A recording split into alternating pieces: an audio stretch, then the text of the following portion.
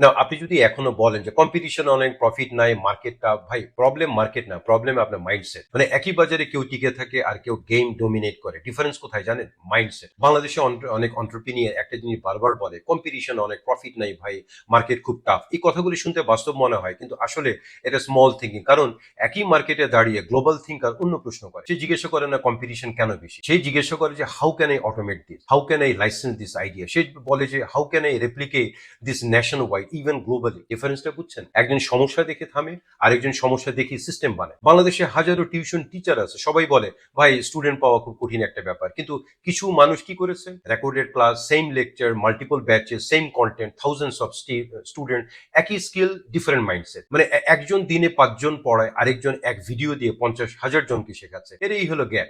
So small mind small revenue, big mind big opportunity. আমি আবার বলছি যে small mind small revenue, big mind big opportunity. এর মানেটা কি? এর মানেটা হলো যে যখন চিন্তা ছোট হয় আপনি শুধু আজকের বিল, আজকের রেন্ট, আজকের কম্পিটিশন দেখেন। আর যখন চিন্তা বড় হয় আপনি দেখেন যে এই কাজটা কি সিস্টেমে নেওয়া যায়, এই সার্ভিসকে রিপিট করা যায়, এই স্কিল কি প্রোডাক্ট বানানো যায়। সব বড় বিজনেস শুরু হয়েছে একটা মাইন্ডসেট শিফট দিয়ে। কোনো অ্যাপ, কোনো অফিস, কোনো ইনভেস্টমেন্ট আগে না, আগে হলো মাইন্ডসেট। মাইন্ডসেটই আসল স্টার্টিং পয়েন্ট। আপনি যদি মাথায় এক্সপানশন না ভাবেন, বিজনেস কখনো এক্সপান্ড করবে না। তো মনে রাখবেন যে বিজনেস বড় হয় আগে না, ভাবনা বড় হয়। সিস্টেম যেদিন মাথায় আসবে, গ্রোথ সেদিন শুরু হবে। তো আমি Javed Mannan, business coach, purple business একাডেমিতে আমরা শিখি যে এক্সকিউজ না, এক্সপানশন মাইন্ডসেট। সো ফলো করুন, কারণ স্মল মাইন্ড সার্ভাইভাল শেখায়, বিগ মাইন্ড অপরচুনিটি বানায়।